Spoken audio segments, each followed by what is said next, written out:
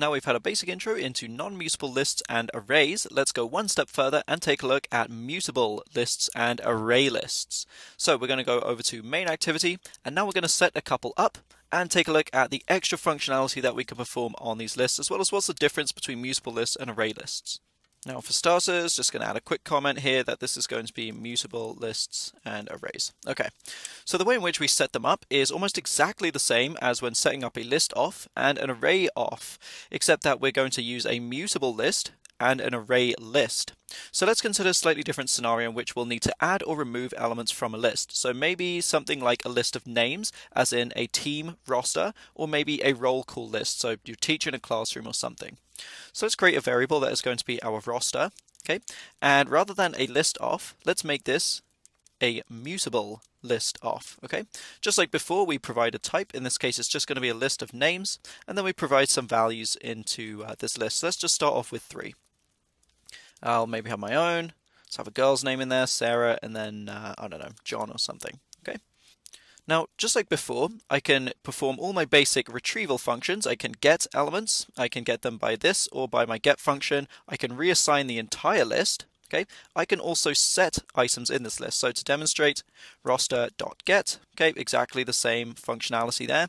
I can get, again, the size of the list if I want. I can change something, so roster.set, again, change the element at a specific index. But I get a whole host of extra functions I didn't have before. So right off the bat, you see some remove functions, we see some add functions, some replace functions, and so there's quite a variety to choose from. So let's take a look at some add functions. If we start typing in add, we get all, so we can add all of the elements of a particular collection already, so a bunch of elements already exist in a list. Okay, we can add just one element, this will stick it onto the end, or we can add an element at a specific index. So in our case, particularly, or rather perhaps adding an element onto the end would make a little more sense. So we're just going to add in another element. Let's add in, I don't know, Tracy, first name that came to mind. Well, at this point, our roster now contains 4 elements, okay, and has essentially changed in size. Now, the ability to change a list size is massive. The reason being, if we were just working with mutable lists, essentially we would have to create, if we wanted to do this operation, we would have to create a new list that is one more element than this, and then we would have to set the first element, second element, third element, and then set the very last element equal to this new operation or this new value. And we'd have to do this every single time we wanted to add something. Similarly, we can remove items from this roster as well. So we can take our roster and we can call .remove. And again, a bunch of different operations. So you can remove all of the contents off a particular list, so kind of a sub-array.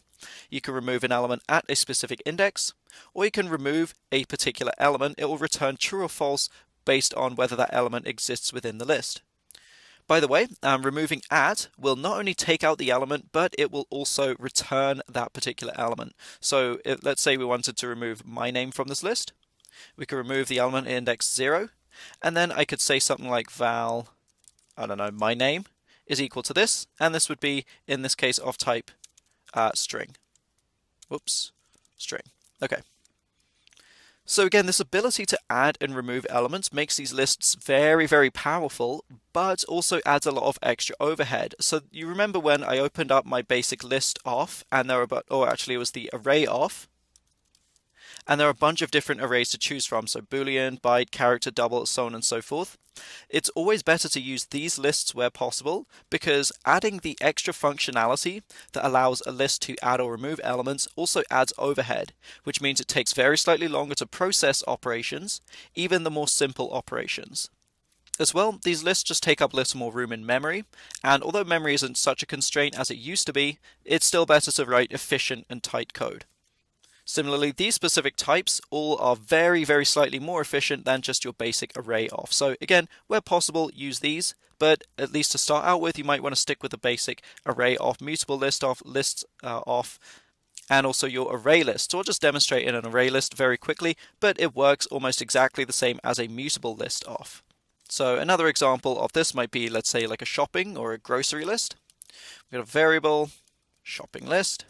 Okay, it's just going to be a list of strings, but it's going to be particularly an array list of strings. This time we put in the fact that it is in a list of strings, okay? And then we put in the elements that we want. Maybe we want eggs, want like butter or something. Maybe we also want some clothes, we want some shoes or something, okay? So on and so forth, you can add whatever you'd like to this. Just like our mutable list, our shopping list comes with add and remove functionality as well. So pretty much any operation you can perform on your mutable list, you could perform on your array list off as well. So let's just, for fun, add an element at a specific index. Let's say we want this one first. Let's also add in bread to the list, okay? Oh, and I think I picked the wrong add operation. Let's say add, we want this guy here. So we want to add index 0, and then we want the string, which is just going to be bread, okay? Now, I actually didn't end up demonstrating it, but you don't have to just enter in literal values. You can add in variable values as well. For example, if I had a val that was called bread, okay, it was just a string, and we set it just equal to the string bread, I could totally add that in instead, rather than the string literal, and this is just going to take whatever value it finds here. What I couldn't do, though, is change this to a 1. Oh, okay, actually, let's get rid of that string, and then add it to my shopping list, because this is explicitly a list of strings, and, 1 is very clearly not a string, unless it's in quotes. Okay, so otherwise, again, that's all I really wanted to show you. Just as long as you know that we can perform these operations and know how to perform these operations, that's all we need to cover really when it comes to lists and arrays. What I'd like you to do is, again, play around with this a little bit, try some more examples of your own, check out some of the add and remove functions because they are unique to our mutable lists and mutable arrays. And once you're comfortable with that, we can move to the next topic, which is going to be control flow. Once again, I'm going to take all of this code and move it to control flow text so that we can start from a clean slate.